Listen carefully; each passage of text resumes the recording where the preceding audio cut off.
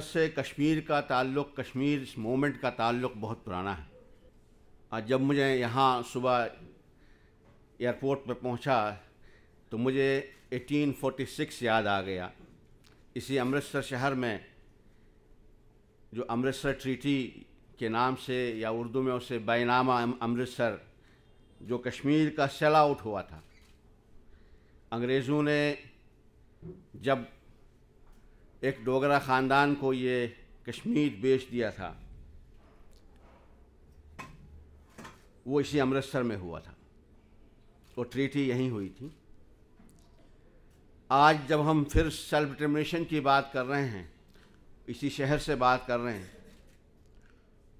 दोस्तों ये self determination, ये जो राइट्स हैं, आपने सुना कि इंटरनेशनल लॉ में इसकी क्या हैसियत है, किस तरह से एक बेसिक ह्यूमन राइट है ये। मेरा ये मानना है और अच्छी इसको समझ के कहता हूँ कि आप अपनी राइट्स को कभी भीख में नहीं ले सकते। आप अपने राइट्स के, अपने हक़ को लड़कर उसके लिए जद्दोजहद करके ले सकते हैं। किसी कोई आपके राइट्स को आपकी भीख में नहीं देगा। दूसरी एक बात कि राइट टू सेल्फ डिटर्मिनेशन, जिसको यहाँ की पॉलिटिक्स में जिस तरह से उसको पेश किया जाता है कि एक ऐसा राइट जिसकी अब बात ही नहीं हो सकती। आपने अभी जो हजरात यहाँ बोल के गए हैं उनसे सुना कि बल्कि रिसेंट पास्ट में भी इस राइट को लोगों ने एक्सरसाइज किया है। सूडान में हो, दूसरी जगहों पर हो, इसका एक्सरसाइज हुआ। ये राइट लोगों ने एक्सरसाइज किया है, इस राइट को लोगों ने हासिल किया है।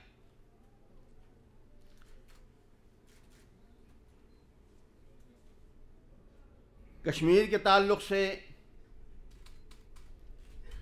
आप जानते हैं कि जब अंग्रेज़ों ने इस मुल्क को छोड़कर आज़ादी देने की इरादा कर लिया, आज़ाद देने का इरादा कर लिया और इस मुल्क की आज़ादी का वक्त आया और दो मुल्क बने, हिंदुस्तान और पाकिस्तान। उसके बाद जो यहाँ प्रिंसली स्टेट्स थे उनको हक़ दिया गया कि वो या तो पाकिस्तान के साथ मर्ज हो जाएं या हिंदुस्तान के साथ, बल्कि ये भी हक़ दिया गया कि वो आज़ाद भी रह सकते हैं।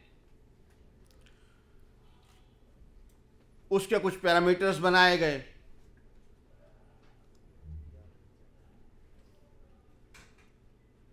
कश्मीर काफ़ी दिनों तक न तो पाकिस्तान के साथ मिला न हिंदुस्तान के साथ मिला, अपनी एक अलग आइडेंटिटी कायम रखी। उसके बाद जिन हालात में जिसको एक्सेशन की बात करते हैं, वो जिस एक्सेशन को बहुत सारे हिस्टोरियंस ने एक मिथ ही कहा है,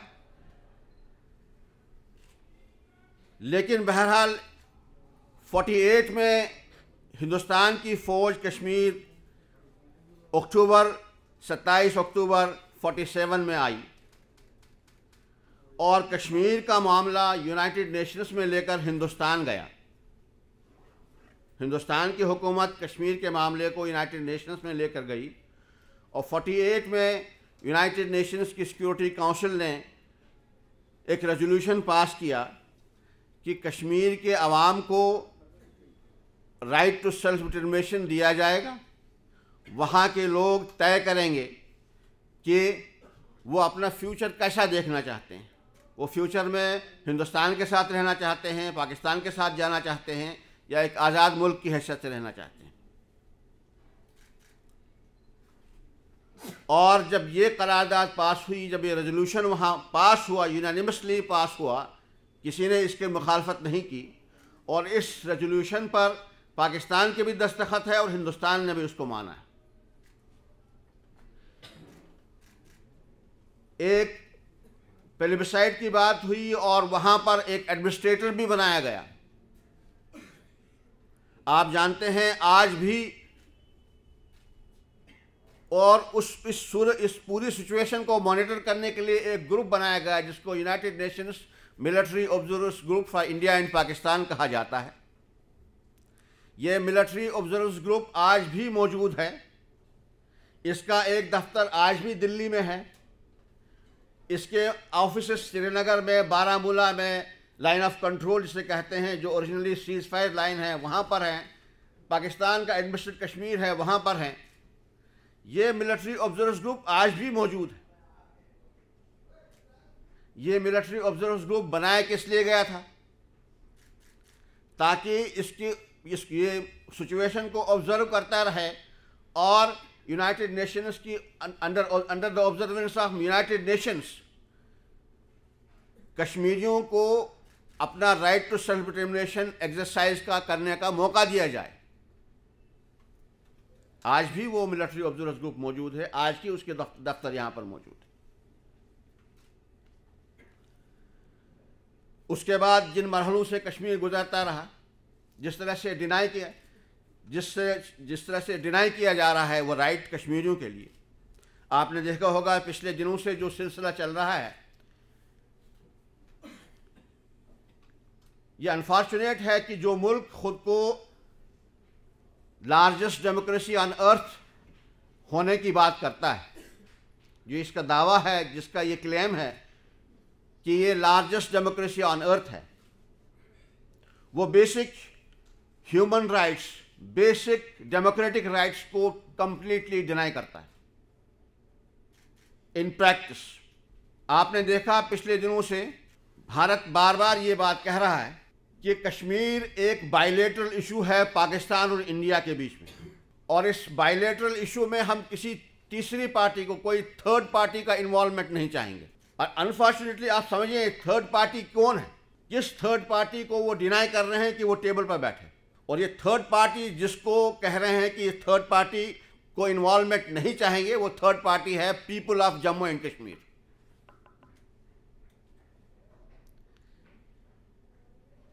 ये जो उनके स्टेटमेंट्स बड़े डिसेप्टिव होते हैं, जब वो कहते हैं कि थर्ड पार्टी इन्वॉल्वमेंट नहीं है, तो लोगों को लगता है कि वो कहते हैं कि भाई यूएन को इन्वॉल्वमेंट नहीं करेंगे, अमेरिका का इन्वॉल्वमेंट नहीं होगा, किसी और मुल्क का नहीं होगा।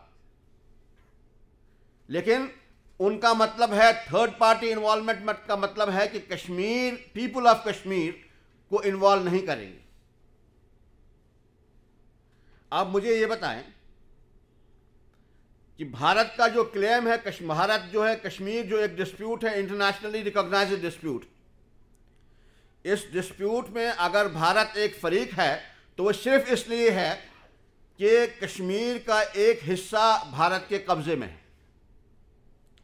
पाकिस्तान का अगर उसमें एक फरीक है, एक पार्टी है, तो वह सिर्फ इसलिए है कि कश्मीर का एक हिस्सा पाकिस्तान के कब्जे में। लेकिन ये कश्मीर है किसका? ये कश्मीर के अवाम का है, कश्मीरियों का है। प्रिंसिपल पार्टी टू डिस्प्यूट जो है वो कश्मीर के लोग हैं। आज काबिज हुक्मरान का ये हाल है कि वो कहता है कि जो प्रिंसिपल पार्टी है इसका कोई हक ही नहीं है, हम बंटवारा करेंगे, हम देखेंगे इनके मुस्तकबिल का, इनकी किस्मत का फैसला हम करेंगे, इनको अधिकार नहीं देंगे। तो ये डिनाइल जो है, अनफॉर्चुनेटली ये जो टेंडेंसी है ना, ये फाशिस्ट टेंडेंसी है। और जब आप जिस जालिम जाबिर या जिस हुकूमत से, जिस स्टेट से आपका मुकाबला हो, जब तक आप उसके करैक्टर को नहीं समझ पाएंगे तब तक आप उसका मुकाबला नहीं कर पाएंगे। तो ये डेमोक्रेसी का दावा करने वाला मुल्क बुनियादी तौर पर फाशिज्म की तरफ बढ़ा हुआ है, इसके अंदर फाशिस्ट टेंडेंसीज आ गई हैं।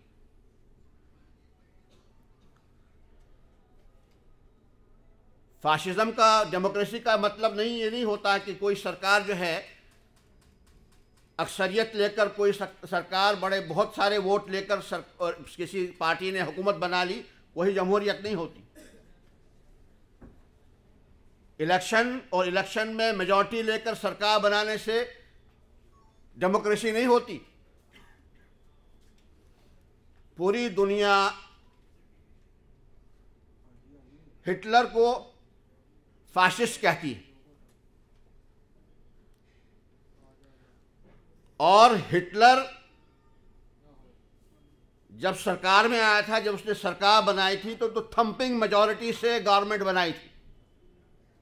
वो कोई आसमान से टपका नहीं था, उसने भी इलेक्शन जीतकर, बड़ी मेजॉरिटी से इलेक्शन जीतकर सरकार बनाई थी। तो क्या सिर्फ इलेक्शन जीतकर सरकार बनाने से वो डेमोक्रेट हो गया? अगर सिर्फ यही डेमोक्रेटिक होने का अगर यही एक पैमाना है तो फिर तो वो बहुत बड़ा डेमोक्रेट है। उसे हम फाशिस्ट के नाम से क्यों जानते हैं? हिंदुस्तान में कोई भी हुकूमत उस तरह की मेजॉरिटी वोट लेकर हुकूमत नहीं बनाती। आज की जो हुकूमत है जो कहती है कि बहुत बड़ी मेजॉरिटी लेकर आई, उसके पास भी 30% वोट है, 70% लोगों ने उसके खिलाफ वोट किया है। डेमोक्रेसी या डेमोक्रेसी के कुछ इंस्टीट्यूशंस होते हैं, उसकी कुछ कैरेक्टरिस्टिक्स हैं। वो इंस्टीट्यूशंस अगर वाइब्रेंट नहीं है, अगर वो इंस्टीट्यूशंस काम नहीं कर रहे हैं, तो फिर वो डेमोक्रेसी नहीं है, वो कुछ और क्रेसी हो सकती है। वो डेमोक्रेसी हो सकती है, कोई और क्रेसी हो सकती है, डेमोक्रेसी नहीं हो सकती। खुशकिस्मती से या बदकिस्मती से इस मुल्क के तमाम जो इंस्टीट्यूशंस हैं उन सब का मुझे कहीं ना कहीं उनके साथ जो है सामने आना पड़ा, उनके साथ रगड़ खानी पड़ी। और मैं आपको बता दूं कि ये सारे के सारे डेमोक्रेटिक इंस्टीट्यूशंस खोखले हैं, सारे के सारे खोखले। इनमें से कोई इंस्टीट्यूशन वाइब्रेंट नहीं है।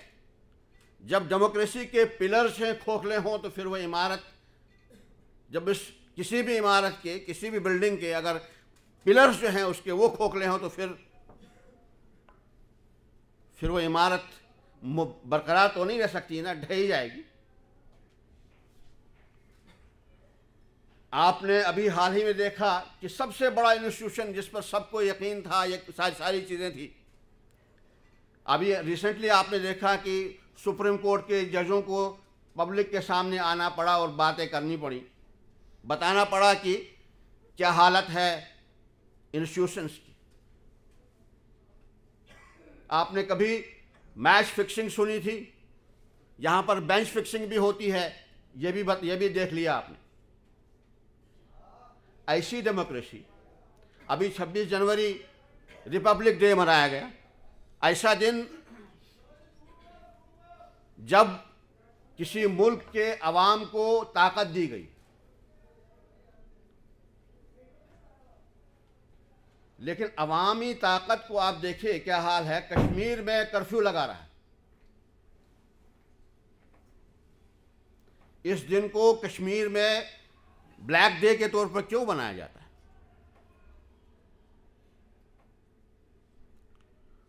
और लोग अपने को सेफ और सिक्योर कितना महसूस करते हैं कि दिल्ली जैसे शहर में जो सेंटर है वहाँ पर भी लोग खुद को सिक्योर नहीं महसूस करते। वहाँ पर बहुत जगहों पर पार्किंग्स को क्लोज कर दिया गया था, दूसरी चीज़ों को क्लोज कर दिया था। ऐसी इनसिक्योरिटी क्यों है? अगर ये ऐसा दिन है जब आवाम को जश्न मनाना चाहिए, आप इतने इनसिक्योर क्यों हैं? डेमोक्रेसी का कहा जाता है कि डेमोक्रेसी को अगर देखना हो कि वो कितनी वाइब्रेंट है, कितनी काम कर रही है, तो उस डेमोक्रेसी में, उस समाज में जो वहाँ की अक़लियतें हैं, जो वहाँ की माइनॉरिटीज़ हैं, उनको देखना चाहिए कि वो खुद को कितना सिक्योर महसूस करती हैं। मुझे आप बताइए,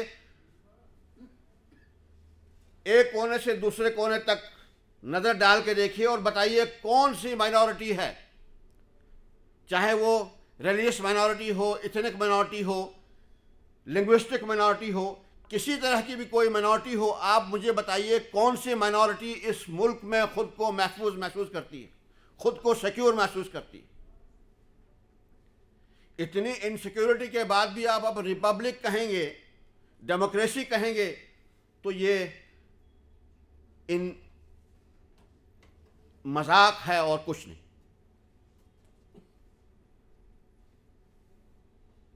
और कुछ नहीं।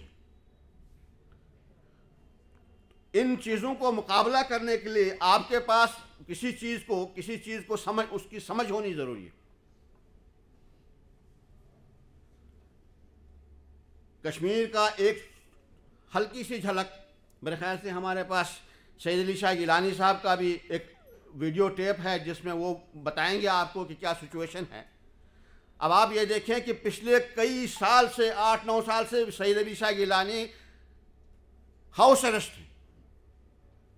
इतनी बड़ी डेमोक्रेसी में एक बूढ़े शख्स को पिछले कई साल से न तो नमाज के लिए बाहर जाने दिया जाता, ईद के लिए घर बाहर नहीं जाने दिया जाता, अपने रिश्तेदारों की खुशी और गम में शरीक होने के लिए नहीं जाने दिया जाता, एक घर में नज़रबंद कर रखा है। इतना ताकतवर मुल्क है, एक ज़ईफ बूढ़ा इंसान उसको घर से बाहर नहीं निकलने देता।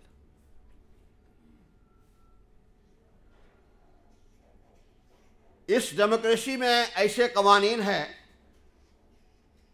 जिनको लेकर इंसानियत का कत्ल हो रहा है। कल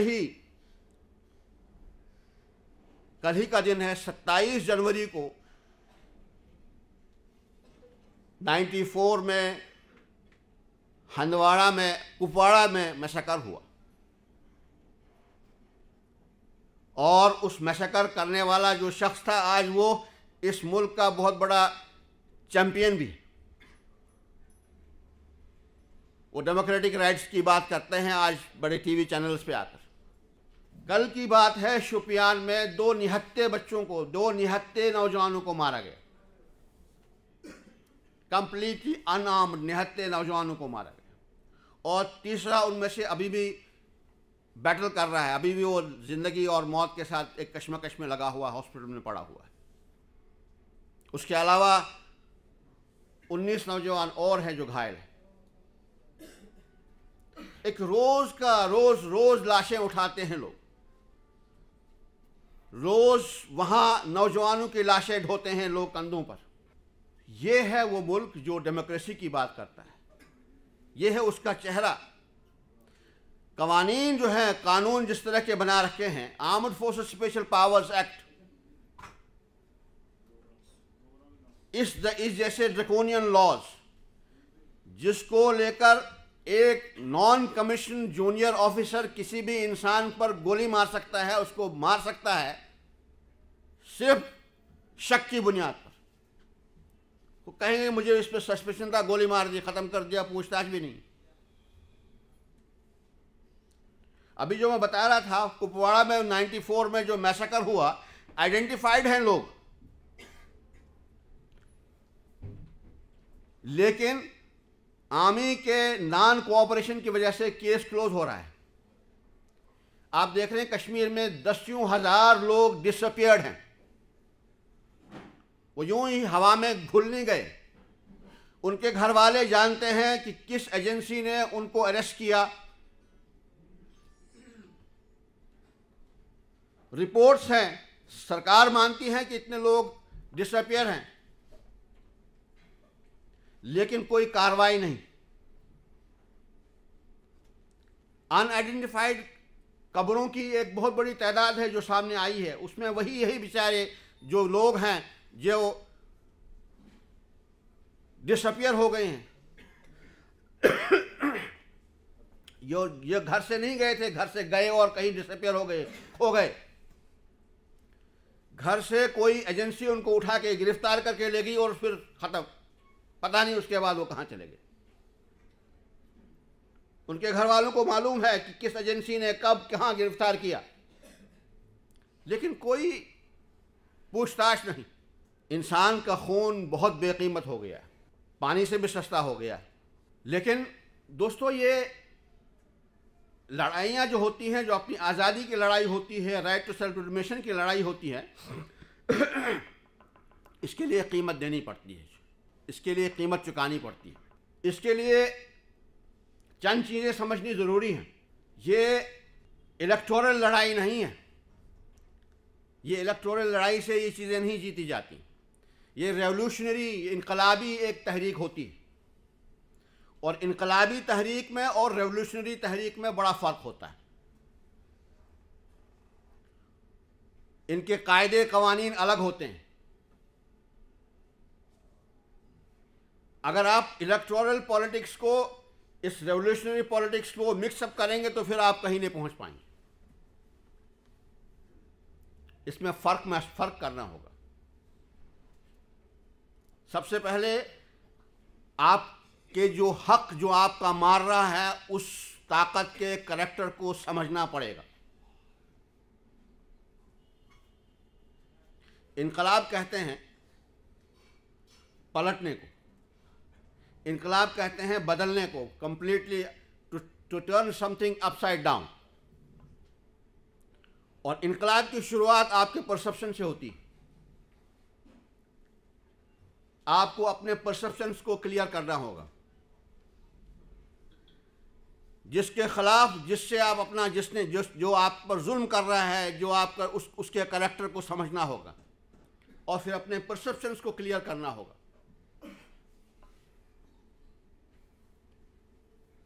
और परसेप्शंस यहाँ से शुरू होते हैं। आप अपने दिमाग में अपने ख्याल को आपको बिल्कुल क्लियर करना होगा, मैं क्या कर रहा हूँ,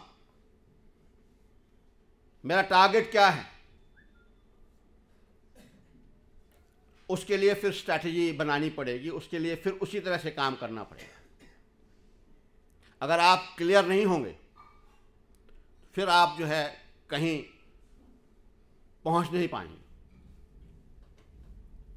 फिर आप कन्वेंशन करते रहेंगे और कन्वेंशन पे ही आप सब एक जो एनिवर्सरीज मनाते रहेंगे और कुछ नहीं करेंगे, कहीं पहुंच नहीं पाएंगे।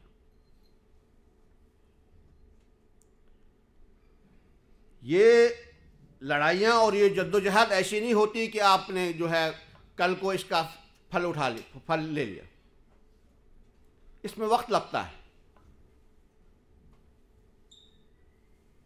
लेकिन वक्त वो तभी कारआमद हो सकता है जब आपका जो है टारगेट क्लियर हो कि मैं हूं कहां।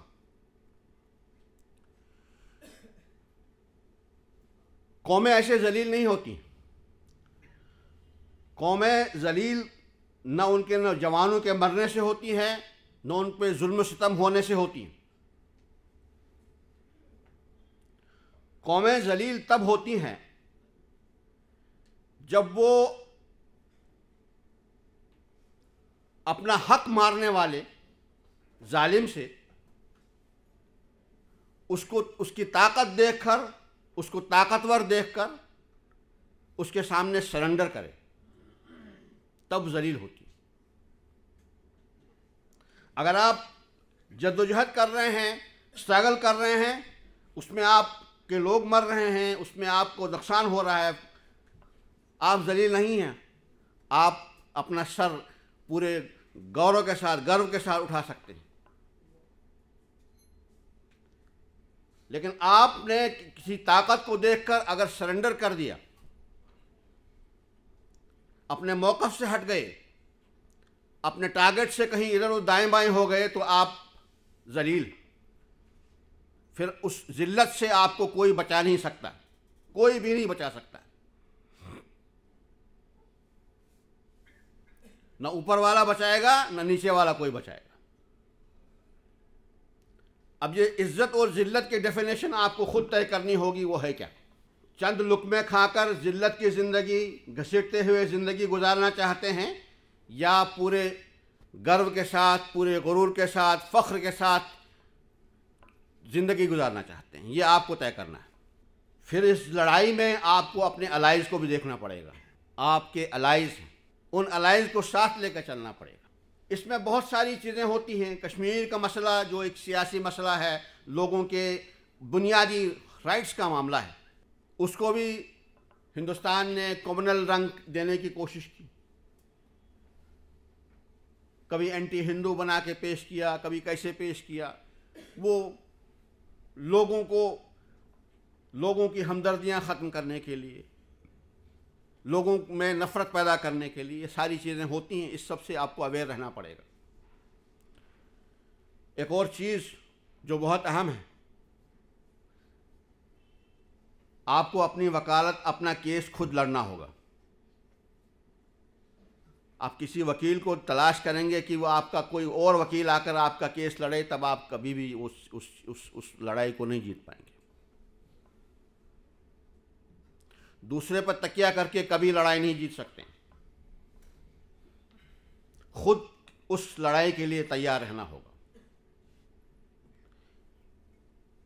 ये सारी चीज़ें अगर हम अपने अंदर पैदा कर लें तो देर तो हो सकती है, लेकिन कोई भी ताकत ऐसी नहीं है जो हमें अपने मकसद के हासिल करने में रुकावट बन सके, कभी नहीं। ये लाजिम नहीं है कि हम ही उस आज़ादी को देखें, हो सकता है हमारे आइंदा आने वाली नस्ल उस आज़ादी को देखे, लेकिन देखेंगे ज़रूर।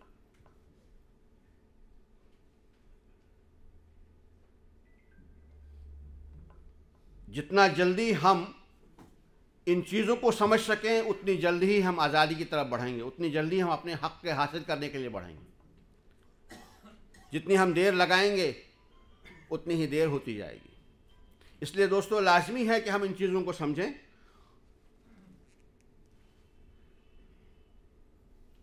और इन चीज़ों को क्लियर करने के बाद, परसेप्शंस को क्लियर करने के बाद, हम इस लड़ाई को